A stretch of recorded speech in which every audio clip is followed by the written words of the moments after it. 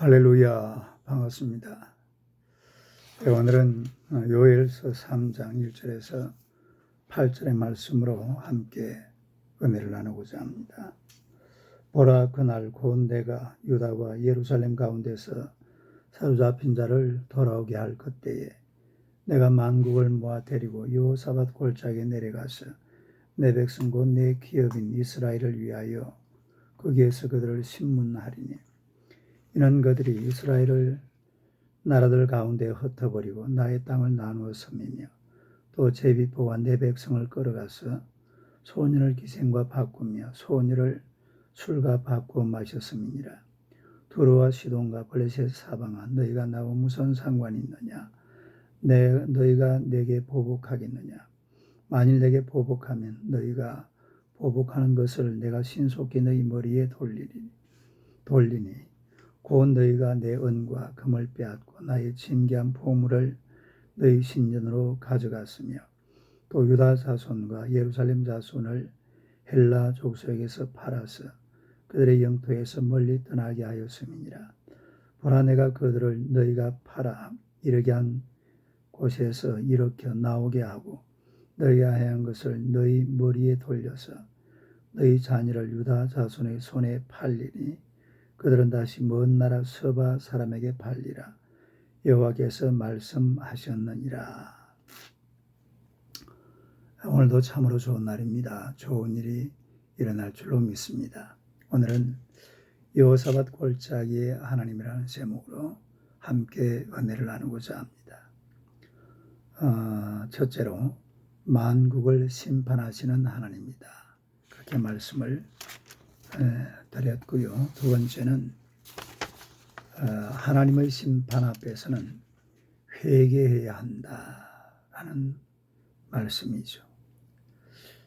인간은 누구든지 마찬가지입니다. 그리스도인이든 아니면은 그리스도인이 아니든 하나님의 심판 앞에서는 반드시 회개를 해야 됩니다. 오늘 본문 4절에서 6절을 보면은 두로와 시돈과 블레셋 사방아, 너희가 나와 무슨 상관이 있느냐? 너희가 내게 보복하겠느냐? 만일 내게 보복하면 너희가 보복하는 것을 내가 신속히 너희 머리에 돌리리니 곧 너희가 내 은과 금을 빼앗고 나의 진귀한 보물을 너희 신전으로 가져갔으며 또 유다 자손과 예루살렘 자손을 헬라 족속에게 팔아서 그들의 영토에서 멀리 떠나게 하였습니다. 그렇게 말씀을 하고 있습니다. 이 말씀에 보니까 너희가 나와 무슨 상관이 있느냐, 그런 말씀이 나오는데, 이 말은 내가 너희에게 무엇을 잘못했길래 내 백성을 이다지도 괴롭히느냐, 그런 뜻입니다. 그러니까 이런 두로나 시돈이나 또 블레셋이나 바로 그 이스라엘 나라에 있는 거잖아요. 두로와 시돈은 지중해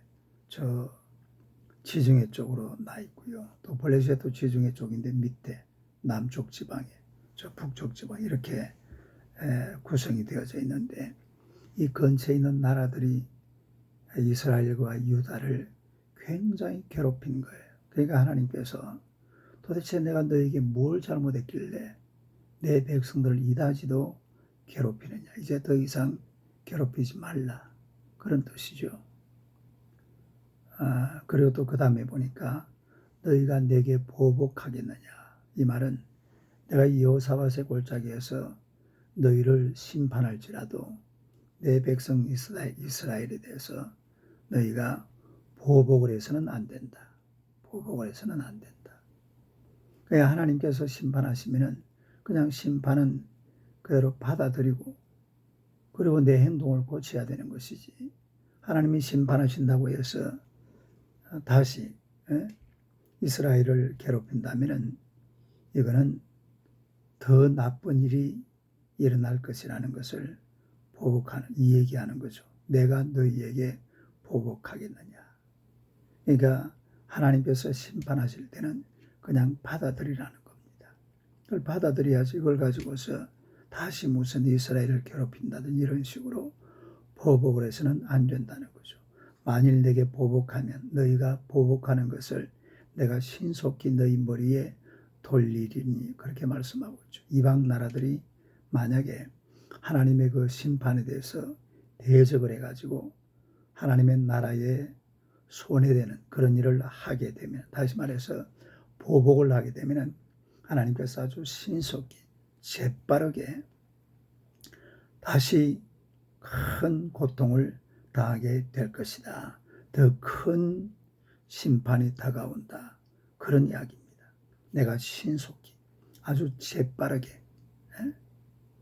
그러니까 하나님께서 심판하실지라도 하나님의 심판은 그 심판을 그대로 받아들이고 그 다음에 내 행동이 중요한 거잖아요. 이방 나라들도 마찬가지거든요. 하나님 앞에는 잘못한 게 있으면 하나님 앞으로 돌아오는 것이, 우리 예수 믿는 사람만 그런 것이 아닙니다.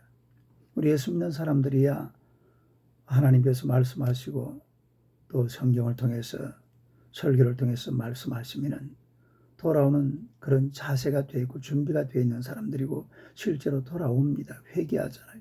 그러나 이 불신자들은 그렇지를 못해요. 돌아오지는 않고 하는 말이, 아니 하나님이 도대체 내가 뭘 잘못했길래 하나님은 나한테 이러느냐, 이래가지고서 오히려 하나님 앞에 대들고 하나님 앞에 보복하고 더 나쁜 길을 가고, 어디 하나님이 살아계시면 나를 이렇게 해둘 수가 없지 이러면서 더 나쁜 길을 가는, 그게 바로 불신 세상의 모습입니다. 점점 더 나빠지는 겁니다. 더 안 좋아지는 거죠. 우리 하나님께서 심판하시고 하나님께서 잘못을 꾸짖으시면 빨리 돌아와서 하나님 내가 잘못했습니다. 죄송합니다. 다시는 그러지 않겠습니다. 하나님만 섬기며 살아가.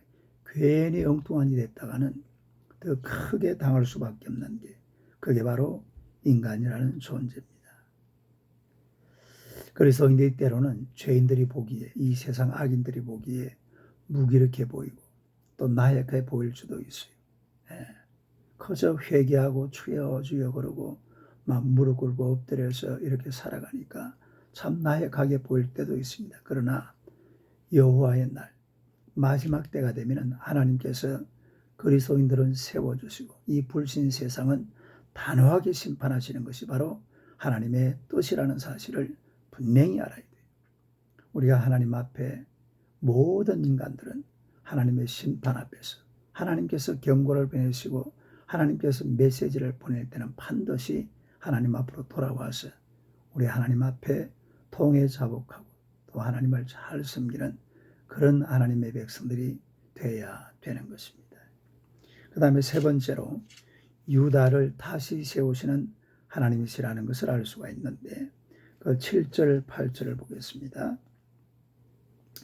보라, 내가 그들을 너희가 팔아 이르게 한 곳에서 일으켜 나오게 하고 너희가 행한 것을 너희 머리에 돌려서 너희 자녀를 유다 자손의 손에 팔리니 그들은 다시 먼 나라 서바 사람에게 팔리라. 여호와께서 말씀하셨느니라. 그렇게 말씀을 하고 계시는데, 하나님은 이스라엘을 다시 일으켜 세워 주시겠다는 겁니다. 이스라엘은 북왕국은 BC 722년에 멸망합니다. 또 남왕국 유다는 BC 586년에 멸망합니다. 그러나 우리 하나님께서는 이 이스라엘을 다시 이렇게 세워주겠다, 그렇게 약속을 하고 있어요. 그래서 실제로 BC 537년경에 그 멸망했던 이스라엘 유다 사람들이 다시 그 이스라엘 땅으로 돌아오게 됩니다. 예루살렘 성벽도 건축하게 되고 또 예루살렘 성전도 다시 중건하게 되는 그런 모습을 성경에서 볼 수가 있잖아요. 그래서 이제 이 유다 사람들이 다시 하나님 앞으로 돌아와서 이제 하나님을 섬기고 또 하나님의 은혜로 살게 되면 모든 것이 뒤바뀌게 된다. 주객이 전도가 된다 이 말입니다. 그동안에는 이 두로나 시돈이나 블레셋 사람들이 이스라엘 사람들을 괴롭혔지만 또 이스라엘 자녀들을 막 팔아서 온 세계로 흩어버렸습니다만 이제는 유다 사람들이 바로 그 나라 사람들을, 자손들을 팔아서 넘기게 된다라는 그런 말씀을 해주고 있습니다. 물론 우리가 역사적으로 보면 유다 사람들이 이 두로나 시돈이나 블레셋 사람들을 그 자손들을 팔아넘겼다라는 그런 기록은 없습니다. 하지만 이 말씀은 하나님께서 이스라엘의 권위를 다시 회복시켜 주겠다는 그런 의미를 가지고 있는 것입니다.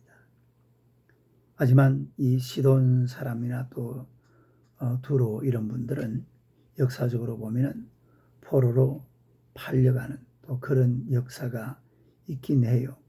시돈 사람들이 노예로 팔린 것은 BC 345년경 아닥사스다 3세 때 그들은 노예로 팔려갔던 적이 있습니다. 또 두로는 BC 332년경에 알렉산더 대왕, 헬라 제국이죠. 알렉산더 대왕 때의 기록에 의하면 알렉산더 대왕 당시 두로인 13,000명이 노예로 팔려갔다고 합니다. 물론 유다가 그들을 팔았다라는 기록은 없어요. 없지만 앞으로 세상은 유대인 중심으로 돌아가게 됩니다. 이미 BC 586년에 나라를 잃어버린 유대인들을 그때부터 온 세계로 흩어지기 시작한 거죠. 근데 놀라운 것은 그것이 이 네트워크가 돼가지고서 전 세계 경제를 휘어잡는 그런 놀라운 일이 벌어지게 된다는 겁니다. 지금도 변함없이 이 유대인들은 이미 2500년 동안 만들어 놓은 경제 네트워크를 통해서 세계 경제를 움직이고 있다는 사실을 우리가 너무나 잘 알고 있습니다. 하나님은 하나님의 백성들을 결코 놓치지 않는다라는 거예요. 비록 넘어지고 쓰러지고 자빠지고 깨지고 얻어 터지고 이렇게 하지만 그러나 다시 일으켜 세워주신다는 거죠. 다시 일으켜서 하나님의 뜻대로 하나님의 도구로 쓰신다는 사실입니다. 옛날에 이스라엘과 유다를 괴롭히던 나라들은 지금 하나도 없습니다. 애굽이 있다고 그러지만 이미 그 옛날 애굽이 아니죠. 아수르, 바벨론, 또 헬라 제국, 메데, 바사 다 없어졌어요. 그리고 있어봐야 전부 제3세계 아주 볼품없는 그런 나라들이 돼 있는 그런 상황이죠. 그러나 이스라엘이라는 나라는 지금도 그곳에 아주 당당하게 세워져 있는 것을 우리가 알 수가 있는 것입니다. 세계 역사에서 이스라엘 유대인들의 삶이 한 번도 중단되었던 적은 없었다라는 거예요. 오히려 세상 중앙에 그리고 세상을 움직이고 있는 것을 우리가 알 수가 있습니다.